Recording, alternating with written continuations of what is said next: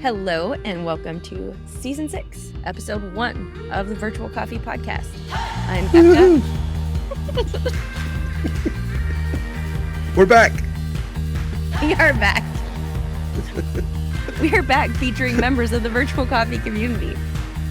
A community that is an intimate group of developers at all stages of their coding journey, and they're here on this podcast sharing their stories and what they've learned. And we're here to share it with you. Obviously, here with me today is my co-host, Dan. What up, Beck? How's it going? Do you do that every Season 1 intro? I hope so. Probably not, but now I will. Yeah. From here on out. Will you remember that in Season 7? No. Okay. But it probably won't be the only time I say what up, Beck, either. So, How's it going? It's going great because we're launching the new season of the podcast. Woohoo!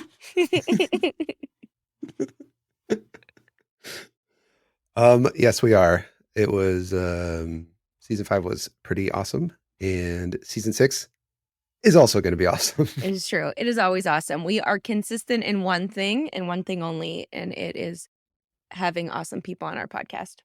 Yes, agreed. So we are starting Season 6 off with an awesome guest of the name David Alpert. David is a director. No, wait, what is he? Oh, I lost it. David is the director of engineering, at Northfield IT. And one of the many Canadians we have in Virtual Coffee and also on the podcast. Not the first, won't be the last. And yeah, we had a really great time talking to David. Yeah, David is one of those conversations that could have continued on for sure beyond the hour. He has so much insight into not just like the technology field, but in working with other people. And I really appreciated his thoughtfulness in how he approaches other people and supporting them. Yeah, absolutely. That's got to be one of the first things I think of when I think of David is thoughtfulness, and I don't know, like thoughtful and empathetic is what he's one of the. I mean, he's always on Slack, and I don't know, it's like everybody loves him. He's always so great to talk to. Anytime you're kind of working through something or have some existential crisis, I feel like David's one of those people that will show up and actually have constructive ways to maybe work through some hard problems and stuff. It's really nice having him around. Yeah. And that empathy that he brings to the situation is really authentic and true. Is somebody might check in and see how you're doing, but if you get a message from David, he means that. And I think that goes a long way to supporting people and helping them feel comfortable and allowing them to, grow and learn in those ways and support them. Absolutely. Okay, what is our random question? How do we start the episode? Bekah, how are we going to start this episode? Don't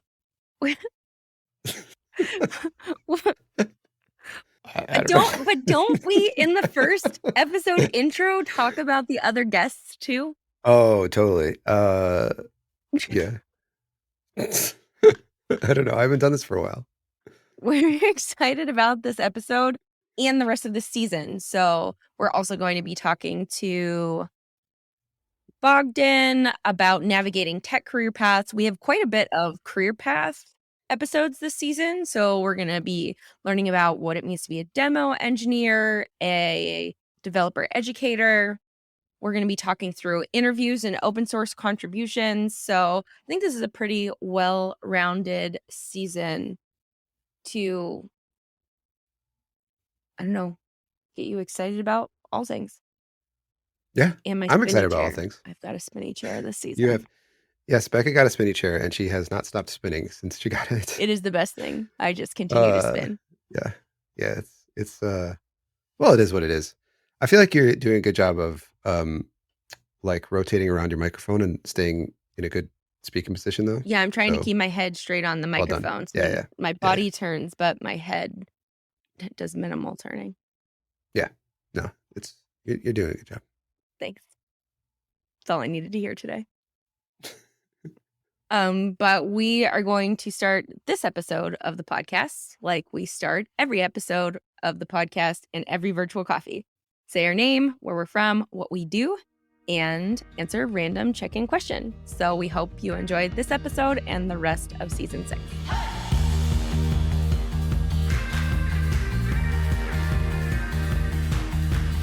Today's random check-in question is, if you could magically become fluent in any language, what would it be? My name is Bekah. I am a technical community builder from a small town in Ohio. And I think I would go with Polish only because I'm mostly Polish and I would like to know more of it. It's definitely not the most practical, but it's probably the most meaningful. All right, Polish. Yes. See, that was All the right. most straightforward I've Yeah, yeah, ever been in an yeah. intro. No. Yeah. Okay. Hi, I'm Dan. I do web development things in Cleveland, and yeah, I don't know. Languages are hard. This is an attractive question to me because I'm bad at like learning languages. I took like 3 years of German, and I struggled with Spanish in college, and I took 3 years of German. I don't know. I can still count to 10, I think, but Spanish would be. I think I'm going to choose Spanish. It just it. I like going to Mexican restaurants. Like, there's a lot of Spanish speaking people, in America, and although Japanese would be cool too. I love like listening to Japanese, you know, people speaking Japanese. I just like the way it sounds. So that'd be cool too. And it's so different than English that, that's one that's really hard for me to wrap my head around ever being able to speak. So I'm kind of tied 50-50 Spanish and Japanese. That's going to be my answer. Well, since Dan said to, I'm going to say to.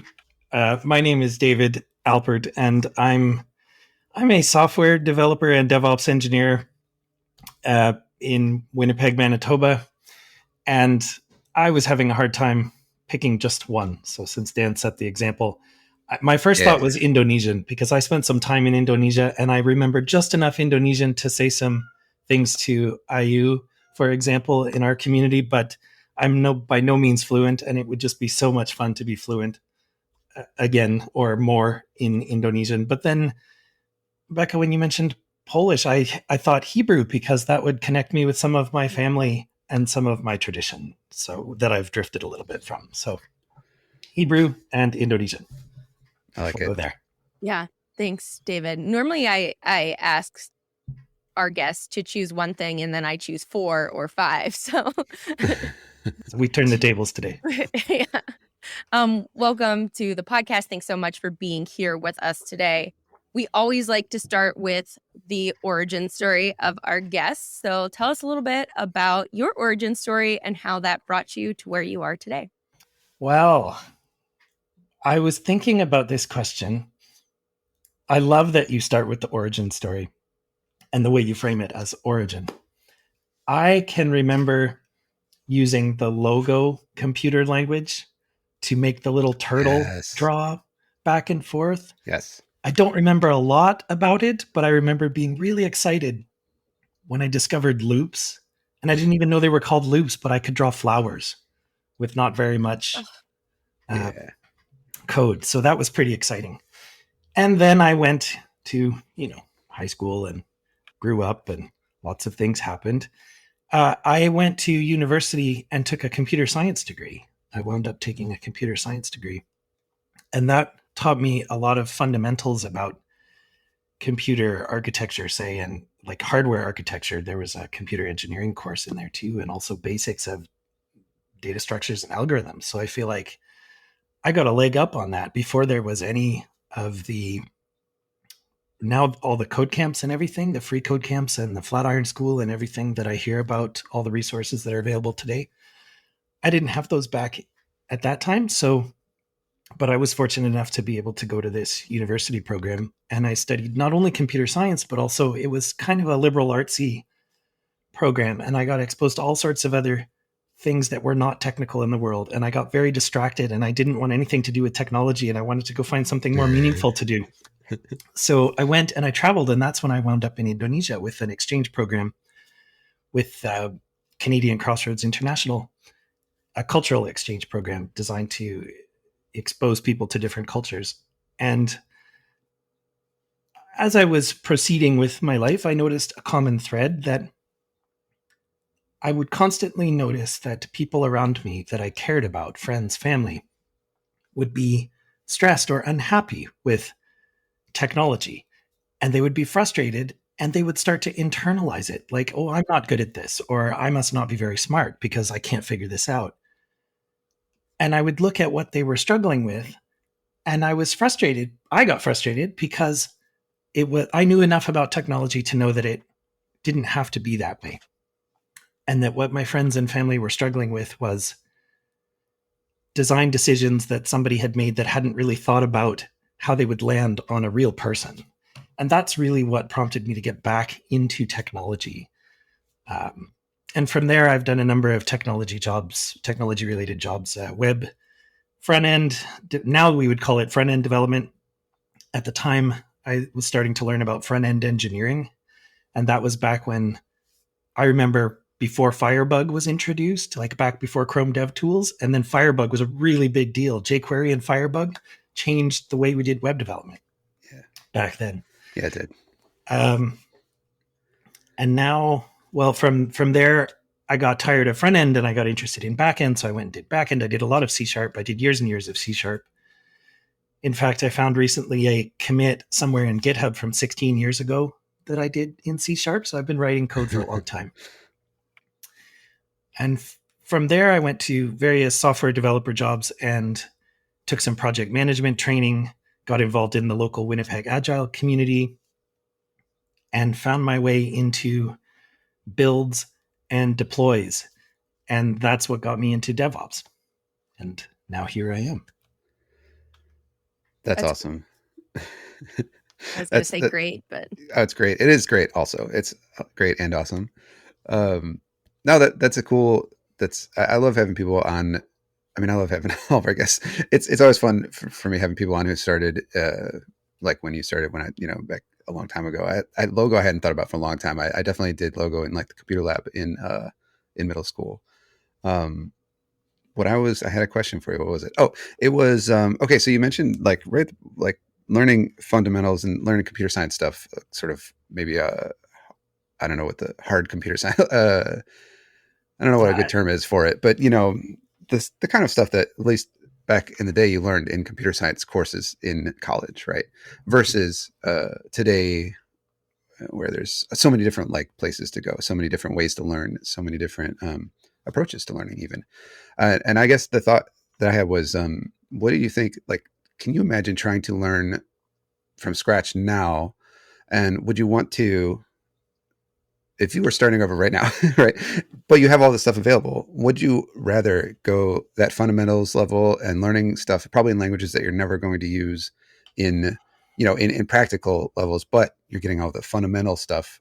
Or would you, like, there's boot camps, sorry, boot camps and everything like that will put you more in a practical place to get, where you're learning some JavaScript and learning React and stuff like that, even before you know maybe some of the more esoteric pieces of computer science, and so this is not I'm not asking you to like place judgment on anything, but just like from a personal standpoint, like where do you, like, where would you land? Like, where would you personally rather start if you were starting from scratch, now?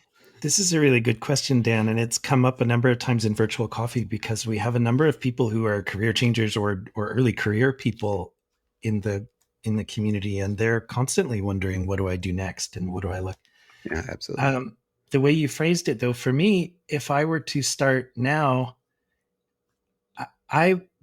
one of the things I notice about the technical landscape today compared to when I started is it seems to have exploded in technologies and frameworks and libraries and possibilities. And I think I would lean towards practical first, Hmm. because I think that would help me learn enough about one thing to start to work. And really, once you cross that difficult barrier of finding your first job in technology, then you can get paid to learn as you Absolutely. work. Yeah. And then you can, I don't know, maybe I think it would be worthwhile to take some survey course of the fundamentals, some high level survey course, so that you're introduced to the words and phrases, because I find that the computer science degree helps me in two ways. One, that having those fundamentals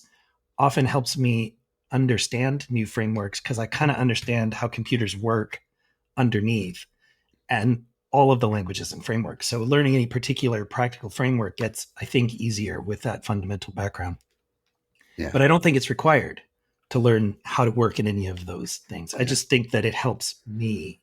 The other place I notice is that it helps me in searching for things when I go to Google.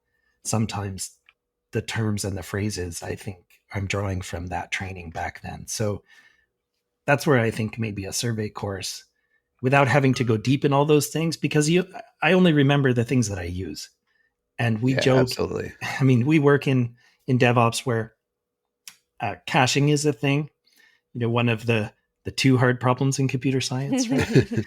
uh, and we joke about my memory only holds so much, and I expire things from my mental cache when I go and learn Yeah. something Totally. new. You ask me a question about something that I supposedly studied, and I have a cache miss, and I have to go look it up. But I do find that things that I have learned and then purged often come back easier Yeah. or more easily. So Yeah. that's a long-winded way of to say Yeah. I would start practical today because there's so many widespread things. I think it would take a long time to go from fundamentals to something practical today. But I think Hmm. if you start today with something practical, you could, but maybe just a quick survey of, you don't need to understand all the data structures and algorithms, but like if you can name three of them because you know they exist, then you can search up implementations of them or Yeah. details about them when you need them. Yeah. Good idea. I think that I love that answer. And I think I tend to agree with you. I mean, also personally, I got interested in computer development stuff because of the like logo, seeing something happen right away, like hitting save and then like looking at it and, whatever. And sometimes, or writing code on a chalkboard and stuff like that is like, I drifted away from it in college because um, I was a computer science major to start as well. And, it just got less and less, less and less like fun, I don't know, but you're right. Like knowing like, for instance, the big O notation, right? Like analyzing how long a function takes to do a thing. I don't think anybody that's writing React code for their job needs to know the names of all the different, or even like they don't need to know even the phrase big O, right? But knowing that will help you sort of think through and go, like having that in your brain would um in the background, and it's okay if it's expired cache, but you'll still like see something and start like it's like code smell kind of, it's just like a weird phrase, but like a phrase that makes a lot of sense to people who've been doing it for a while, is you'll start to get like these instincts or whatever, these things. Like it's okay if you don't know the exact phrase, or I don't remember the exact name of it, some specific algorithm or anything like that, but okay, I know just sort of almost intuitively that this thing is going to take like way longer than it should, and I probably can do it a different way. That sort of thing. Right. And I think that's the sort of thing that would hit on your idea of the like doing a high level, survey course, something like that. You'll get exposed to some of that stuff, even if, and you don't need to know like the down and dirty details. Even if we take something that is like computer sciencey heavy, like big O notation, it's very almost theoretical or Right. an academic, like it's a very academic way to approach this Exactly. technology thing, not a very practical way. But knowing that, like being able to, like knowing that something called big O notation exists, being able to have one sentence about it will help you identify when it might be in like a part of the problem you're dealing with, and give you enough words to go and Google the details of how Yeah. it Yeah. intersects with the problem you're with. And you don't need to be able to explain it. in detail, or Right. do you know what I mean? So just Totally. knowing that it's a thing, or knowing that caching is a thing without knowing how caching works, or knowing that, I don't know. The one that came to mind as you were talking is that string concatenation is expensive in C# for whatever reason, because strings are immutable in C#. They're treated as immutable objects. So every time you're joining strings together, you're allocating extra memory and copying everything over. So it's a very expensive operation. That detail of C# would never have stuck for me, I don't think, if I didn't know a little bit of fundamentals about how memory allocation works. Yeah. Yeah. I think too, once you are working, you're coding more rather than you're learning, those concepts become easier to understand because if you're learning, they are kind of theoretical, right? Because you have no use to apply them. Or if you are building a project for a boot camp or something, it's a tiny little project. So it doesn't exactly correlate much of that stuff with what you're doing. So when you have that like practical application and you're learning that, like, oh, okay, I understand where this would be applied or where I would need to reference this idea. And at least for me, it becomes a little bit easier once I can see, all right, this is where we need to think about this. This goes to my understanding of how we learn as humans. Like, we learn better when there's emotion involved. We learn better when there's motion involved. We learn better when we have real experience to hang ideas off of. And that just makes intuitive sense to me. That also is why I say go practical and learn just enough theory to have language to know when you need to go deeper. I so like writing down, you just gave me a new talk idea, and the title has to be like motion and emotion, and it has something to do with learning because I think both of those things are, does tie it to our memory. It does allow us to connect with it in a different way. And I know that there are people out there. There were people when I was learning that said, well, you have to learn how to think higher level and theoretically and how to apply that. And I mean, my background, I taught college English for 10 years. And so I I can think theoretically. It's something that I had to do, but I don't think that we have to do that, you know? Um, I think that that's a little bit gatekeepy. Absolutely. And it also presupposes that there's only one way to learn and only one way to think. And that seems to be an idea that was stronger years ago, and now we know better. One of those ideas. Now we recognize that there's a whole spectrum of how people think and process information and learn and view and interact with the world and experience the world. Yeah, and you have a lot of experience with this, especially at Virtual Coffee. For our listeners who aren't in the Slack, we have a co-working room where anybody can join at any time, and it's an open Zoom room. And sometimes people are there to hang out. Sometimes people have questions and they jump into pair. And David is one of our top co-working room attendees, I think. And you've helped a lot of different people in the co-working room. So first of all, thank you. And second of all, this all ties into what we've been talking about. How do you kind of approach people who come in and have questions? Because there are so many different ways of, talking through things and learning. Oh my gosh. Well, thank you. I love the co-working room. Is one of my favorite parts of Virtual Coffee and this community that you've created. I never know what's going to happen when I go in there, but I always know it's going to be friendly and friendly faces. And in the middle of a pandemic, certainly when I was locked in my room, it was a lifesaver to be able to dial it, like walk in virtually into a room and meet friendly people. And one of my favorite co-working room memories is often you go in and there's people who are not sharing a screen and they're just talking. Or sometimes I go in and there's people who are all on mute and just enjoying being together. And other times I logged in once and Meg had her laptop on her front porch and she was gardening. And I logged in another time and Orly was making crepes in her kitchen. It was lovely. So it blew open for me that this was really a place where people could connect, which is at the heart of this community. But to focus back, you asked about how do I approach pairing or working with people from lots of different backgrounds on lots of different technologies. Well, some of it is because I've been doing this for a long time, so I've seen a bunch of things.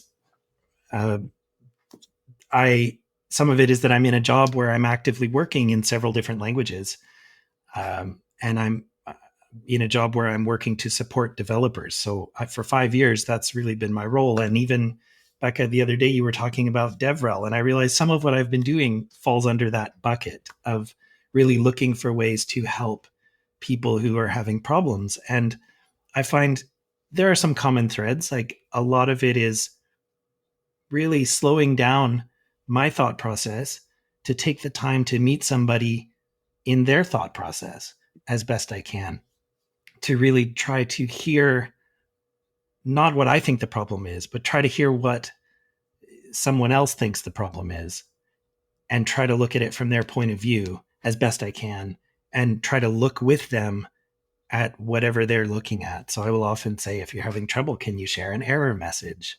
Or can we share a screen and I can look at the same thing you are? Because words become inadequate for talking about technical things. The English words in particular are so imprecise sometimes that we can say the same word and mean different things. So I often find it really useful to share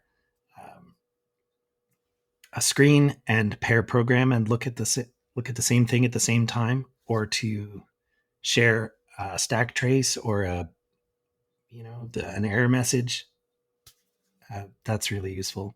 I think I've drifted from the heart of your question, though. I mean, I think it's great. I mean, you're really taking a person-centered approach to each person that comes into that room. And the idea of like listening and understanding is something that I think a lot of people struggle with, myself included, because it's like, all right, let's just dive into this, right? And get going without like taking that time to understand what's happening with the other person first.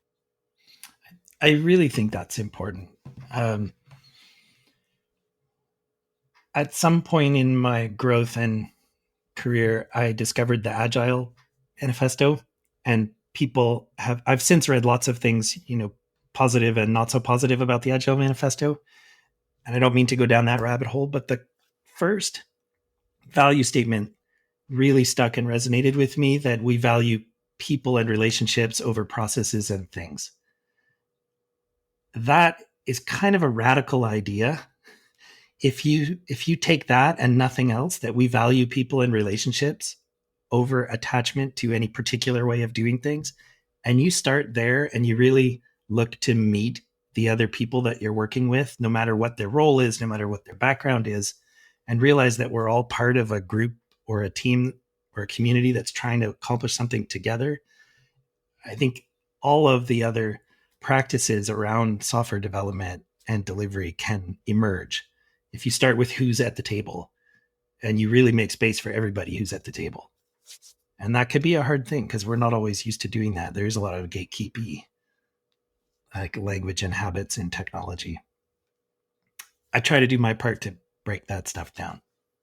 Yeah, I think a lot of times too, sometimes it's certainly intentional and other times it's not. It's just habits that have built up personally or through careers or with the teams that you have worked on before. So, there's a need for constantly evaluating ourselves and how we approach the people that we are talking to or working with.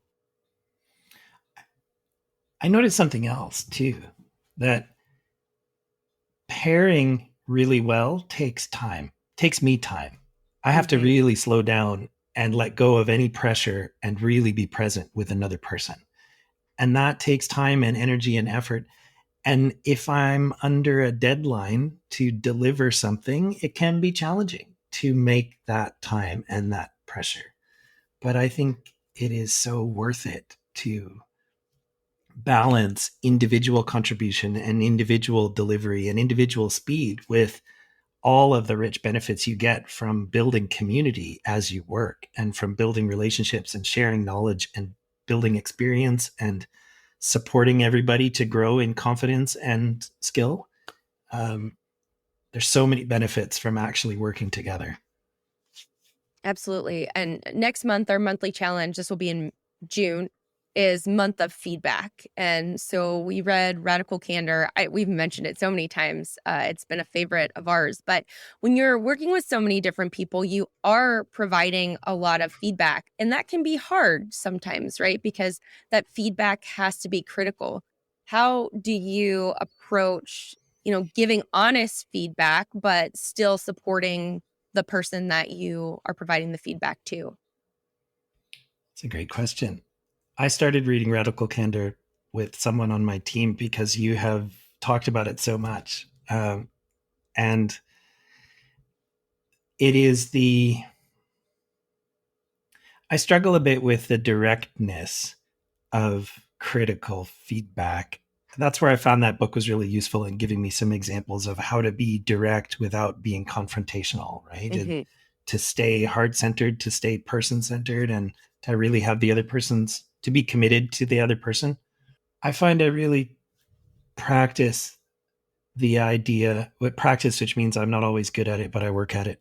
I practice the idea that everybody is where they're at on their own personal journey, and everybody is right where they're supposed to be in the moment. And exactly the people that show up are the people who are supposed to be there. And the people who are on your team are the people who are supposed to be there. Like, really try to embrace and accept and love what's happening. I think that's really important. Um, to be more practical, though, I find still I'm noticing a lot of self doubt and self criticism that happens in technology. And so, one of the things that I really try to do when I'm pairing is be encouraging, above all else, to be supportive and encouraging. Because the biggest thing that I believe will help people learn is to grow that confidence that it's okay to make a mistake. It's okay not to know something. That's actually part of the job. And the faster that you are honest and open about what you don't know, as well as what you know, then the faster that everybody can see how to help you and the faster you can learn. And so I really just always try to be supportive and patient and guide people towards what seems to be the next step so that they can build their understanding and get stronger and bigger. Because that kind of pairing and feedback and support, it's not about me in that moment. It's really about trying to work with somebody and support them to take whatever the next step is for them. And if I'm deciding what it is, then that's not right. What I do sometimes, though, is I might point people in a direction based on the journey that I've walked. I might say, have you thought about this? Or let's go look at that. Or I do more direct coaching sometimes with people on my team at work Mm-hmm. where I say, I'd like you to learn this, or I'd like you to learn that. In that context, I feel like there's a framework and it's part of my role and responsibility to be more directive. But I still try to partner with people always to say, there's what you want to learn and what you're interested in, and there's what I see as an opportunity for you, and let's bring those together and make out a plan. Yeah, I It's love in, that. yeah. I was just going to say, and acknowledging the person where they're at on the journey is a huge part of that, and what your relationship is with that person, because for sure we communicate differently with people we've been working with for a while, or somebody who's new on the team, or someone we're meeting for the first time. All of these things play a role into, I think, how we provide feedback and what the expectations are of us. If I um am responding to a student's paper, there's an expectation of how I'll respond to that paper. Versus if somebody says, hey, can you give me feedback on my blog post? It's going to be a little bit different. I'm going to provide feedback either way, but the tone is going to change for sure. But through it all, that concept of people and relationships first is really important. And that's what I have enjoyed about the part of Radical Candor that I've managed to read so far, is that it does start with that people centered approach, and that um, valuing the person that you're giving feedback to and valuing the relationship for what it is, not needing to make it something that it isn't in whatever context, but valuing it for what it is, and valuing that the other person involved is a human on a journey, just like you're a human on a journey. And there was a time when I didn't know what I was doing and people were gracious with me. So I try to return that favor, pay it forward in that sense. Yeah, and I'd say another piece of this is, when you talk about meeting people where they are and things like that, it helps when you know them already, right? It's easier to have connections when you, well, I was going to say when you are connected. I don't know. I don't know. That sentence kind of broke down in the middle there, but uh, I was thinking about two things when you were talking. From the Beck and I worked together. I don't even know why I brought this up, but Beck and I worked together, and it took us. I don't know, how long do you think it took us before? I mean, at least a year or something before we were really like. I feel like right before the pandemic hit, we were like 8 Yeah, months in, and we finally hit that stride, and then yeah, and then yeah, pandemic kind of and messed that up. some of that is like, um, some of it is me. So Becca had just started in dev and had just kind of gotten out of boot camp and stuff, and so some of it was me like learning how to do that better. Learning to do all the stuff that David's just talking about, and some of it I think is just that connection over time. It kind of just grows and grows stronger. And that's another thing I appreciate about virtual coffee, and I think it helps is, when you know people, it's a little bit um, easier to do this, I guess, and to get practice at it when you know a person, and so you don't have to maybe necessarily, like when I pair with somebody, I've paired with people, kind of cold, right? So people I don't know, and for the first time, and there's always a bit of like level setting, and I try to be very, I mean, I want to be very careful about it, and it's like, you don't want to assume that a person knows things that they don't know. You don't want to assume that they don't know anything either, right? And so it's that I just echo level setting, because I'm like, and I've just started explicitly doing it. Like I want to be very like clear that I just want to figure out where we are, where you are, where like what level I can talk at, and there's no judgment at, it's just what it's just somebody who's just learning for the first time is going to have different questions and different thought processes than somebody who maybe is a Ruby expert but is just starting in JavaScript. That person is going to have completely different questions, and so it's always, I don't know, it's always kind of interesting to, when you're connecting with different people. So when you're at work and you have a team, kind of, you build a rapport over time, right? And when you are in a lot of random internet communities, you can still be valuable, and you can still have valuable connections with people you don't know, for sure. Well, But this overlaps, I think, with what you were talking about, Becca, in that DevRel session you gave the other day too, that there's a part of community building and a part of developer relations that is going out and reaching out to people that are not yet a part of the community and trying to create an opening connection with somebody that you don't know. Dan, as you were talking, I'm reminded that one of the things that constantly surprises me still years later about software development is how long it takes to get started with new people, especially with new people. When I sit down to pair with a new person, say a new person joins my team, or I'm in the co-working room for the first time with somebody new,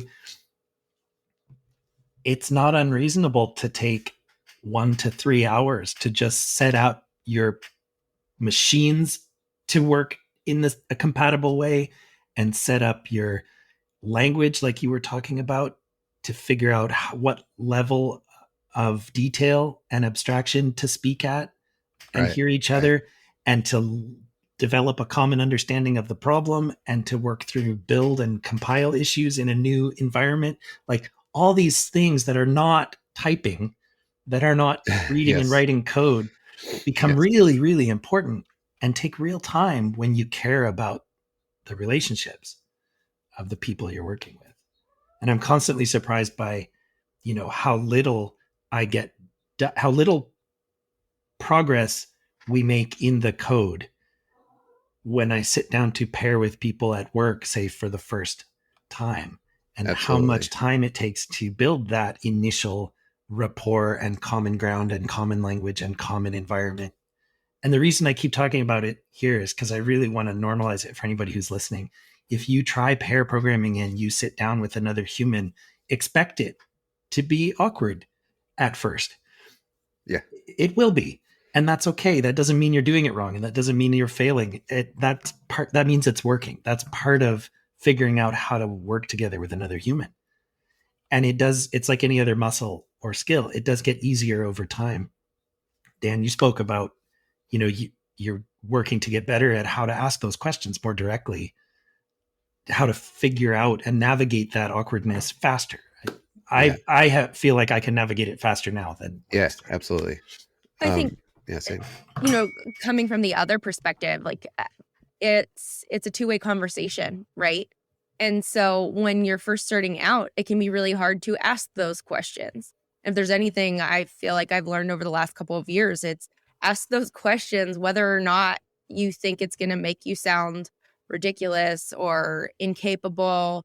You're going to learn and grow faster that way. And so, having those conversations and being open about where you are too, if you're on the other side of that pairing screen, is essential. Do you have any tips for people who are on that side of the screen, so opposite of you, David, about like how do you ask those questions, or what can help make this a successful session by having this conversation? Well, I like everything you just said, Bekah. All of that is really important. Asking questions. The faster you ask a question, the faster you'll find out if the person that you're pairing with is, how they're going to react to you. And the faster you'll find out if that's going to work for you and it's going to be a pairing session that you want to stick with, or if the person's not going to treat you well, not in a place where they have the skills to treat you well, and you can get out of there, right? The faster. It's all about feedback and shortening feedback loops. So that's one part of it, is the faster you can ask questions, the faster you can say what you know, the faster you can say what you don't know without, with as little emotion or, we're all emotional people. I don't mean to say you have to be abstract, but there's that thing that we do sometimes. I've done it when I was learning Indonesian. I did it when I was almost embarrassed to share what I knew, embarrassed to try to speak in a new language. And I think it's very similar with technology. If you're not familiar with language or concepts, it can feel embarrassing to try, but please do. The faster you try and the faster you take risks, the faster you'll find out who will support you in those risks and how fast you can grow. Yeah, and I just wanted to add that that advice applies not just to beginners too. It can be embarrassing for me. I mean, I can feel that embarrassment, trying new things and some hesitancy and things like that. So it's great advice. I just did, and it applies to everybody, and we all go through it. You know what I mean? So. And that's important that you bring up, Dan, because we go through it not just once. It's not just something you go through as you're entering your technology career. And that's why it's so important to get practiced at it, because you will experience that throughout your career, because we're always learning and technologies are always changing. New frameworks, new libraries. You mentioned earlier a Java script or a Java developer who was learning Ruby, I think. And when I first started learning Go, I've programmed C# for years. When I first started learning Go, banged my head against things, felt awkward, didn't know how to ask questions. I have been known to rant about TypeScript and Webpack in virtual coffee threads. And I kind of laugh as I do that, because that's me, where I could write C# cold, probably from memory, from just having, like, I know the syntax so well because I've done it so long, and I can't for the life of me figure out Webpack, or and I struggle with TypeScript bindings, and I was working with JavaScript back before it was popular. Nobody understands Webpack, David. It's okay. It's good to have community in that. But yeah, every time I've gone to a new project or gone to a new company or changed jobs, there's that learning curve again. Every time I pair with somebody new, there's that learning curve. I was just banging my head this past weekend against one of the old Advent of Code problems and feeling like I don't know what I'm doing, and I've been doing this a long time. So getting comfortable with that feeling is really valuable. Yeah. It's good work to practice. Agreed. Yeah, I'm digging into TypeScript for really the first time over the last month or two too. So we have TypeScript Tuesdays is my little plug every Tuesday 2 p.m. Eastern with Kirk, who is like a he's done a lot of he is a fan of strongly typed things, and I have been a long time not fan of that. So, but some of it is avoiding it is I open up. I've been writing JavaScript for 20 years. I open up a TypeScript file and I'm like, this looks like nonsense to me. I can't understand it, and I Thank you. close it. But I like instead of like digging in or asking questions and making myself possibly look like I don't know everything, I close it and run away and say TypeScript is dumb. It's dumb. That's what I've done for the last 10 years or whatever. And so finally it was like, okay, let's dig in. And so okay, and full on every time I've ranted about Webpack or TypeScript, I'm aware that it's because I haven't spent the time to learn it. Sometimes it's fun to put on that grumpy old man hat and say, yeah, I've been programming JavaScript since before there were types. Who needs types? Like, write your angle brackets, whatever. No, exactly. but none of that undoes. Like, really, there's an element of humility that's important to practice in this industry because there's so much lack of humility abounds. Arrogance abounds, gatekeeping abounds, and anything we can do to be humble with each other and really support each other to work together and to grow together is a net positive. That's and I think a lot of that arrogance and gatekeeping and some is because the root cause of it is insecurity, right? And not wanting to look dumb or look like you don't know things. And I've fallen in that trap. I try, like, I don't know, maybe I haven't noticed, but I don't usually, for me, it doesn't manifest as gatekeeping, hopefully, or things like that. It just manifests as me avoiding topics I don't want to learn or don't know or whatever, and that practicing humility and practicing admitting or being public about not knowing things has been something I've been personally working on for the last couple of years, and it feels good once you turn the corner, once you realize it doesn't actually hurt to not know literally everything in the world. What I will say too, one of the greatest learning experiences I've had over the past couple of years is watching conversations in Slack between people who I see as experts in the field asking each other questions, right? Like, oh, okay, this is how you ask that question. Or, they don't know everything. And that does help provide more of an awareness that I can ask those questions too. That reminds me, I want to go back to a part of the question that you asked, Bekah, that we didn't really address, which is what makes a good question. And if you think about everything we've been talking about, the faster you can help somebody acclimatize to how to speak to you, the faster you'll get your question answered. And so how do you do that? You learn to add more detail in the question, which is like your initial offering to somebody. When you're asking somebody for help, the more you can put into that question to say, I thought about this, I tried this, here's the command I used, here's the output that I got. Like, the more language that you use, often it's a better question because you're giving somebody more context and the ability to understand better where you're at and what you're really dealing with. I get questions in my job. Sometimes I get questions like, the integration environment is down. And I look at that and I say, okay, thank you. The integration environment where I work has probably like 75 microservices or more across, like, grouped into several different applications. And so integration is down could mean any number of things. Are you getting an authentication error? Is that do you have an HTTP status code you can share? Can you tell me what application was trying to call what application? Can you tell me what was the actual response you got? What was compared to the expected response you got? Can you tell me what language you're working in? Can you tell me what version of the language you're working in? Can you tell me what libraries and tools you're using that might be relevant? All of that detail is helpful, partly because it teaches the people who might answer your question what language they can use with you, because you're exposing what language you know. And it's also giving people more detail to hang on to. There are problems that I can solve, and I have done in our virtual coffee Slack, where just seeing the error message reminds me of something I've already seen, and I can point somebody without even needing to be at a computer or look at their screen. I can at least offer a few keywords or say, go try this or go try that, and sometimes that's enough to unblock somebody. But Absolutely. if the person who asked the question didn't include the actual error message, then I've seen also where that can turn into a thread of 55 messages long with people talking past each other. So as somebody who wants to ask a question, I don't expect you to have solved the problem.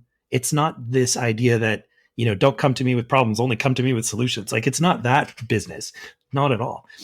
But it's share with me what you've already thought about.